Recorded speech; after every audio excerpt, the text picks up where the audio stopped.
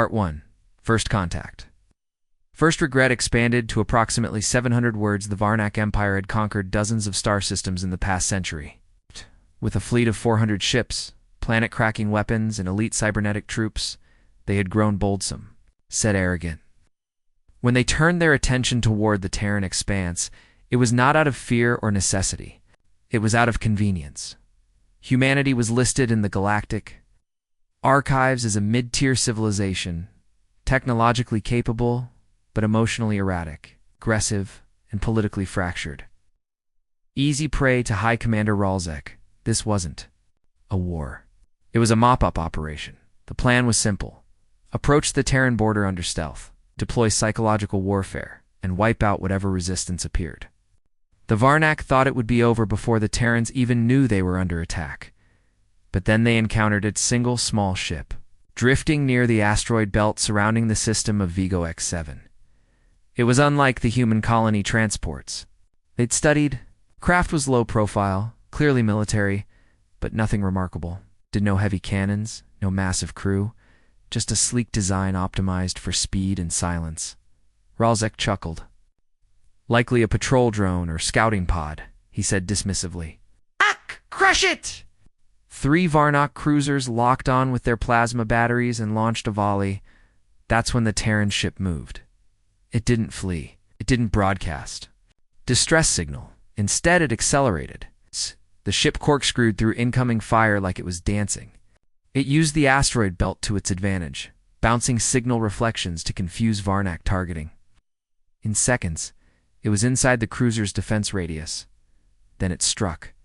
The first cruiser, Vosh 2, lost engine control. Not from a missile or laser, but from what appeared to be an electromagnetic pulse delivered by a microdrone released at close range. Power failed. Life support scrambled. Hull integrity collapsed from the inside. The second Narlax began firing at the third cruiser Keldron, its targeting systems hijacked by a cyberratic that inserted false IFF data. The cruisers exchanged fire before either realized something was wrong. Within 2 minutes, all 3 ships were disabled or destroyed, and the Terran ship, untouched. Ralzek stared at the feed slack-jawed. What in the void just happened? His bridge officers scrambled through data, shouting over one another. Then the intelligence officer's author, the most cautious of them, spoke up. Eyes wide designation. SRU-12, Calcine Mongoose. Terran Scout Recon Unit. A scout? Ralzek repeated. Yes, High Commander. Small crew. Maximum of 6 personnel. No heavy weapons. Designed for stealth, infiltration, and rapid information extraction. Ralzek looked back at the damage report. 4 cruisers gone. Wiped out by what was essentially a recon team, he leaned back in his chair, silent now. His war council followed suit, their smug confidence now cracked. Send in a ground force, he ordered quietly. We'll catch them planetside. They can't run forever? But a trace of doubt had crept into his voice. Across the Varnak fleet, fear began to ripple. Not because they had encountered a powerful enemy, but because they had underestimated a weak one and deep in the Terran ship. Among flickering consoles and humming engines, a voice echoed over the comms. It was a human voice, male, gruff, amused. You might want to rethink your approach, the human said. This was just a warning, and we're the quiet ones. Then came silence. Sand the ship vanished off sensors like it had never been there. Ralzek didn't speak again for the rest of the shift. The Varnak fleet had clashed with a Terran scout Unitant. It was already bleeding. But what truly chilled the commanders wasn't the power the humans showed it, was what they hadn't. The first contact had been made, and the Varnak already regretted it. Part 2. Ground war gone wrong. Approximately 700 words after the humiliating encounter with the Terran scout ship Mongoose. High Commander Ralzek was determined to restore order in his pride. He told himself that space warfare was unpredictable. Ambush, tactics, environmental advantage. Nothing that a proper ground assault couldn't fix. Terran tricks may have worked in the void, but down on a solid surface, the Varnak Warburn were unmatched. Genetically engineered, wrapped in combat exosuits, and enhanced with adaptive neural systems, they were the pride of the Varnock military. Wherever they walked, resistance crumbled. Their target, a small Terran outpost on the moon of Delos Prime, a resource-rich satellite recently terraformed by humans. It was isolated, lightly defended, perfect for a swift reclamation. 5,000 Varnak soldiers were deployed with precision. Cloaked insertion ships pierced the atmosphere. Sensor jammers blanketed the area. Drones flew overhead, scanning for threats. The terrain was lunar gray, broken by scattered rock formations and artificial trenches carved by early Terran mining equipment. No resistance, not even a warning beacon. Exactly what Ralzek had hoped, until things started going wrong. Hour 1.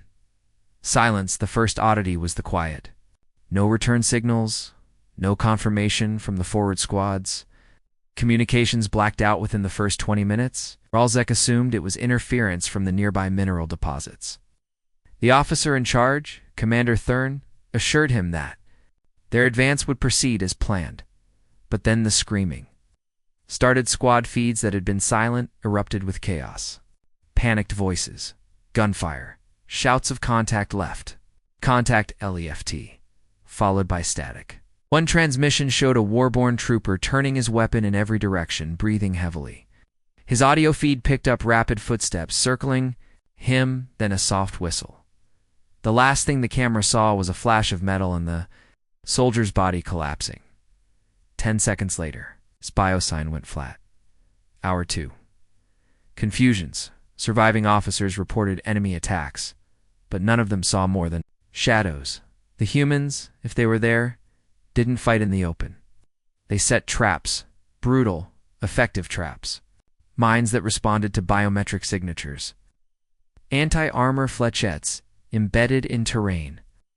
Hidden pits that swallowed entire squads. But what really unnerved the Varnock was the precision.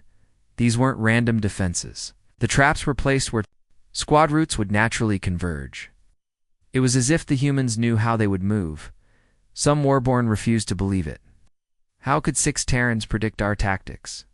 One lieutenant asked. Then came the answer. Intercepted comes. Recon Team Bravo to Mongoose Base. Enemy movement matches predicted vectors. Phase 2 complete. Awaiting permission to escalate. The voice was calm. Human, confident. Ralzek's. Bridge crew listened in stunned silence. Humans weren't scrambling to respond. They were guiding the battle. Hour 3. Panic, though. Attacks escalated. Autonomous Varnak drones began falling from the sky, intercepted by electronic pulses that overloaded. Their AI systems? Data logs later showed a strange anomaly. The signal used matched Varnak encryption protocols, suggesting the humans had reverse-engineered their tech mid-battle. Squads began reporting spectral movement. Human combatants moving silently. Through the dust, appearing briefly before vanishing again. Some described them as wearing camouflage that adapted to the terrain. Others thought it was psychic cloaking. None could confirm it. One commander transmitted a desperate message.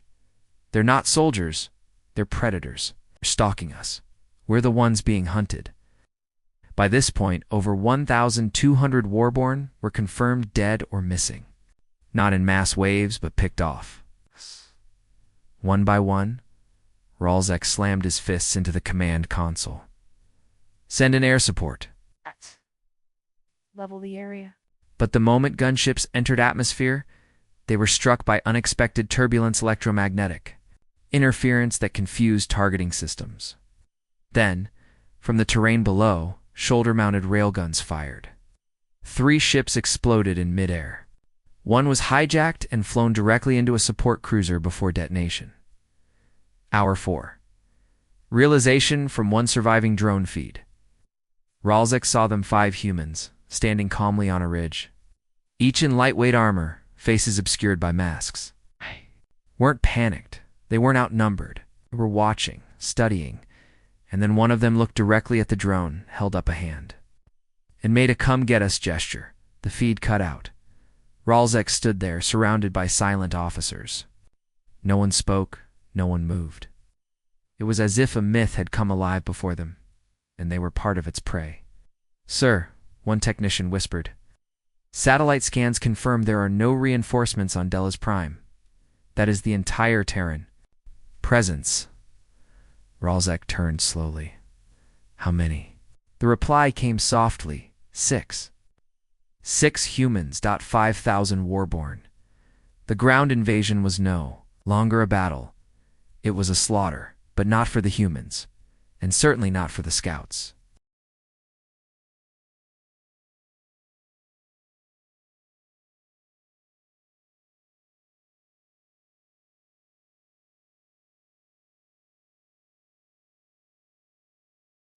Part 3. The debrief that broke them approximately 700 words. The battle for Della's Prime had gone from a confident invasion to a brutal lesson in humility. Varnet Ground Force's 5,000 elite warborn soldiers were now down to a fraction of their strength. The command feeds were nearly silent. What little came through was broken, frantic, and terrifying. Commander Ralzek sat in the heart of his flagship Relentless Will, surrounded by his senior staff. But there were no more war songs, no boasting. The silence was heavy burdened with the realization that something was fundamentally wrong with everything they thought they knew about humanity, and then the scout ship Mongoose returned. No grand entrance. It simply appeared on long-range scanners again, drifting just outside the Varnak fleet's formation. Sensors attempted to lock onto it but failed. Again. "How is that ship bypassing our targeting systems?" barked Ralzek. No one could answer then. Came a sound across the Varnak communications grid, a familiar, bone-deep hum. Terran voice, cool and calm, echoed across the bridge. "To the Varnak command, your forward invasion force has been neutralized. This is your only warning. The Terran Republic does not start wars. We end them." The audio was followed by encrypted files, dozens of them. Security protocols blocked their immediate review, not before a few terrifying details became apparent. The files contained internal Varnak command logs, war strategies, and even private psychological profiles of Ralzek and his senior commanders. Someone somehow had hacked into their secure archives. Not just files sent via communication systems, but even internal memory cores.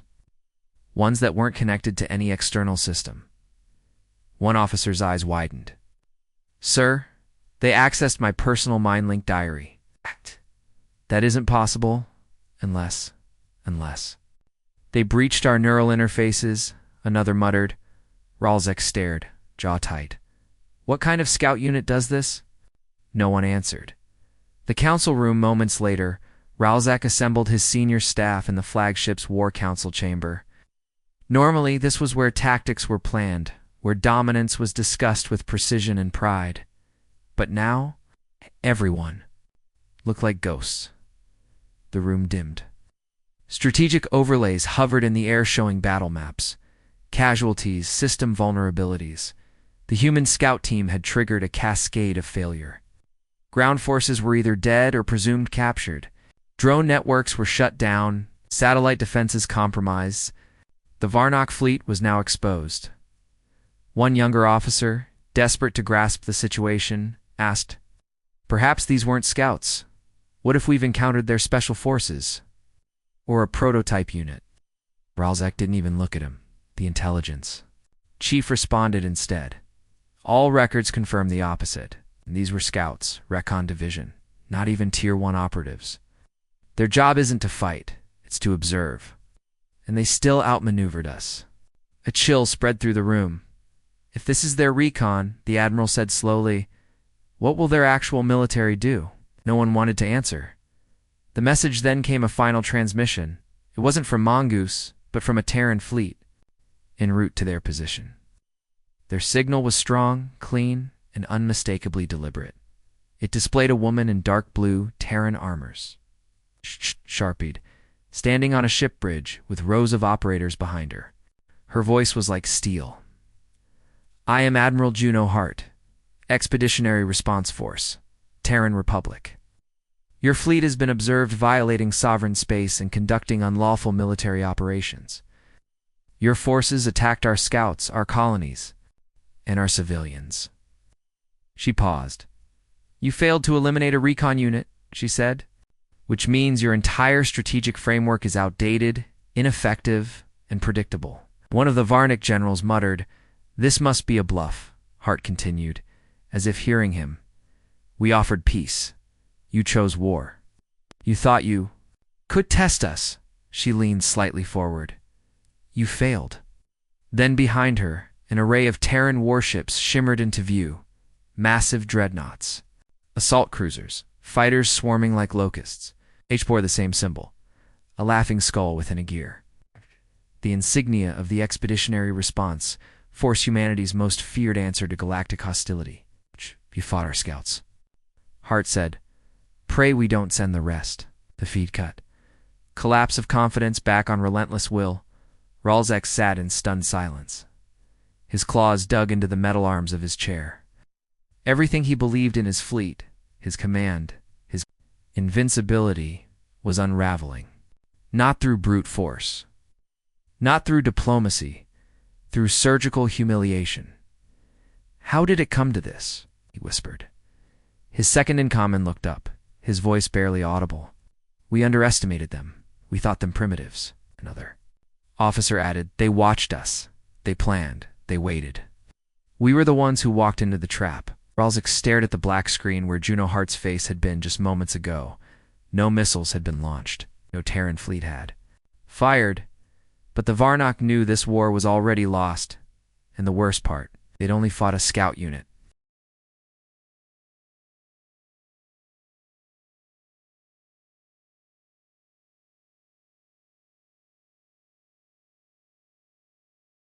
Part 4. Panic in the Stars, approximately 700 words, the moment Admiral Juno Hart's transmission ended. The bridge of the Relentless Will descended into chaos. The Varnock command had prepared for many possible outcomes: counterattacks, orbital bombardment, guerrilla resistance, but not this. Not the realization that the entire invasion force had been undone, not by humanity's military, but by a scouting unit. And now the real fleet was here. Warp signatures began appearing on long-range sensors 1, 5, 10. Then over 100, the Terran Expeditionary Response Fleet emerged from the void, vessels eclipsing the stars themselves. Their designs weren't elegant like the Varnac ships. They weren't streamlined or ceremonial. They were brutalist. Built like floating bunkers, dark with jagged armor plating and hidden weapon ports. Function over form. Threat made manifest. Every ship carried the same logo. An iron gear with a laughing skull at the center, the symbol of Earth's wrath. False Hopper Ralzek's staff tried to salvage the situation. Fleet Admiral Trex proposed an emergency formation, a defensive phalanx, using the outer cruisers as sacrificial shields, while the core fleet escaped through a warp corridor. Weapons officers scrambled to reroute targeting systems, launch everything, missiles, plasma bolts, nanite swarms.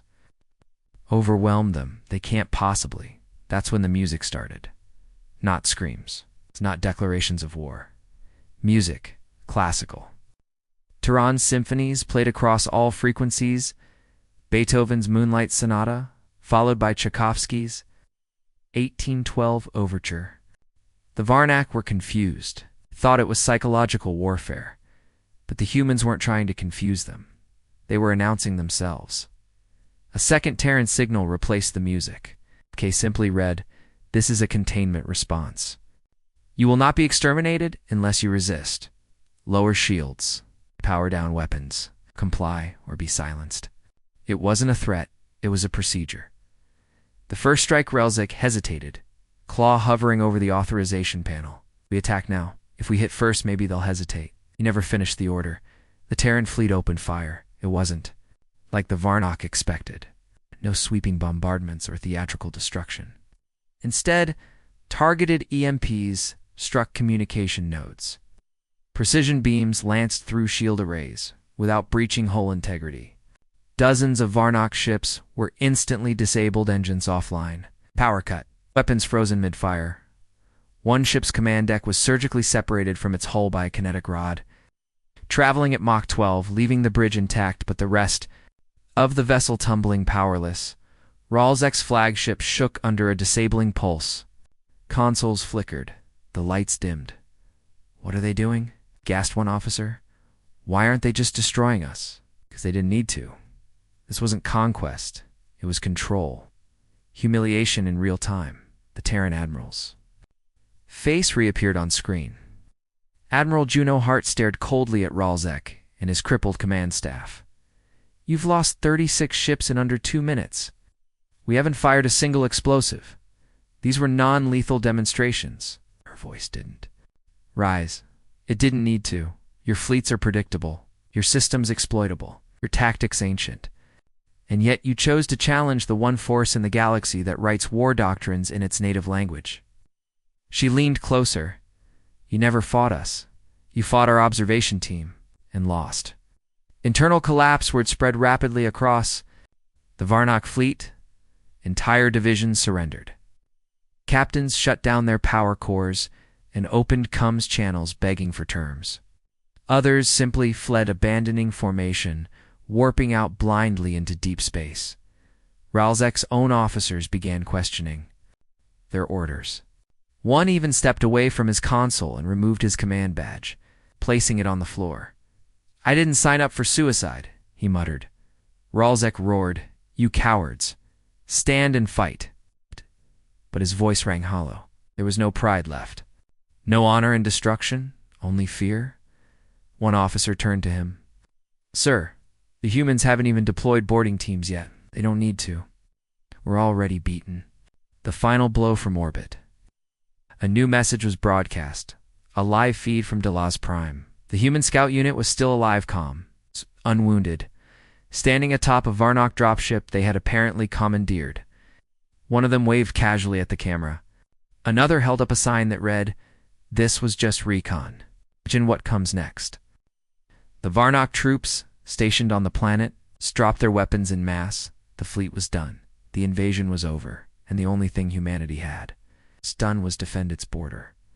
Ralzek's defeats in the dimmed bridge of the relentless will. Ralzek collapsed into his command chair. His claws trembled. His breathing was shallow. He had studied every military civilization in the galaxy. He had read every report, but none had prepared him for this. Not for a species that had faced extinction on its own planet and emerged stronger. Not for a people who trained their scouts to be smarter than generals. Not for a force that saw a war not as conquest but as precision deterrence. Ralzek whispered to no one, "We were never ready." And outside, orbiting like quiet judges, the Terran fleet watched silent, ENMOV, and victorious without ever needing to unleash its full power. Part 5. Aftermath and Awakening. Approximately 700 words. The war, if it could even be called that, was over in under 40 hours. No formal declaration had been made. No cities razed. No planets occupied. And yet the Varnic Empire, the apex predator of the Orion Arm, was humbled, broken, and reeling. The Terrans hadn't unleashed their full arsenal. They hadn't needed to. Debriefing, the defeated High Commander Ralzek sat alone in a sterile white chamber aboard a Terran diplomatic vessel. No restraints, no torture devices, no interrogators barking questions. Just a calm human in formal navy blue attire, seated across from him with a data tablet in hand. Her name was Analyst Alina Voss, representative of the Terran Intelligence Directorate. "You're not a prisoner," she said calmly. "You're a debriefed combatant from an unlawful incursion. We're here to ensure this doesn't happen again." Ralzek didn't respond. His claws twitched slightly, not in rage, but in shame. "You lost to our scouts," Rouse continued, swiping through files on her tablet. "That's not an insult. It's a statistical inevitability. But we'd prefer this to be the last time your empire misunderstands humanity's role in this galaxy." Ralzek finally spoke, voice hoarse. "What are you?" Boss looked up. "Survivors, innovators, only species in recorded history to go through 6 near-extinction events and get better every time. You see scouts as weak points. We see them as the test. If you fail it," she gave a subtle shrug, "then you don't want to know what follows." He looked at her. "You're saying this entire operation, this entire fleet, was just you taking notes?" Voss smiled faintly. "Exactly. The Empire retreats. The Terran Republic issued no demands, took no planets, and offered no public ultimatum. They simply shared one fact galaxy-wide. The Varnak attacked a Terran scout recon unit. They lost. That message reverberated across thousands of systems. No elaboration, no boasting. But the message was clear. Within days, dozens of galactic empires re-evaluated their intelligence files. Military war colleges revised their invasion doctrines. Analysts and tacticians burned previous assessments of Earth and started fresh with a new column labeled Death World Response Probability. Meanwhile, the Varnak Empire quietly withdrew from every system near Terran space. Colonies were abandoned overnight. Trade agreements collapsed. Entire fleets returned home in silence. Varnak propaganda channels went dark. Even the warrior cast the proud. Elite warborn requested reassignment. Quietly, ashamed. Humanity's silence speaks louder back on Earth. There was no celebration. No parades. The average Terran citizen didn't even know a battle had occurred. That was the point. To the Terran military, this wasn't a war. It was a security response. Scout Unit SRU-12 returned to base on Luna without fanfare. Their mission was logged, their gear refurbished, when their personnel rotated to a new assignment. One of them, Lieutenant Monroe, was overheard saying to a tech, "Nice warm-up. Wonder what's next." The only acknowledgement of their success came in the form of a single line in a classified report. SRU-12 performance exceeded expectations. Minimal losses, target deterrence confirmed. The Varnak reckoning back in the Varnak capital, the political fallout was seismic. Emperor Tyzeron, who had promised swift domination over primitive Earth, now faced internal revolt. His military advisors were executed. His honor guard resigned. Some Varnak even called for an alliance with humanity out of fear, if not admiration. A new term began circulating among Varnak youth, Mongoose Protocol, a warning against provoking an unknown force without understanding its strength. What had once been a predator species was now humbled, nervous, and aware of its limitations. They had seen the Terran scouts, and survived. Barely lessons written in silence back on board the Terran flagship Resolute Vow. Admiral Juno Hart reviewed the final footage from Delos Prime. SRU-12 stood over a disabled Varnak base, no emotion. On their faces, weapons held loosely, eyes always scanning. She turned to her comms officer. "Status. No movement in Varnak border space. They've gone quiet." Hart nodded. "They'll stay quiet. They got the message." The officer asked, "What message did we send, Admiral?" Hart didn't smile. She didn't blink. She just said that the worst thing you can do in this galaxy is mistake a human scout for a full response. Epilogue. The Ghost Fleets, months later. Deep in the uncharted regions beyond the Terran frontier, a minor mining ship stumbled upon a field of derelict Varnak warships. No damage, no signs of battle, just abandon. On the hull of the largest cruiser, someone had painted in perfect Terran script, "Next time, ask who you're fighting." The mining ship quickly turned around and reported it. No one claimed responsibility. But everyone understood the galaxy had awakened to a new truth. The humans don't need wars, they just need one scout team, and if that doesn't work, then you've already lost.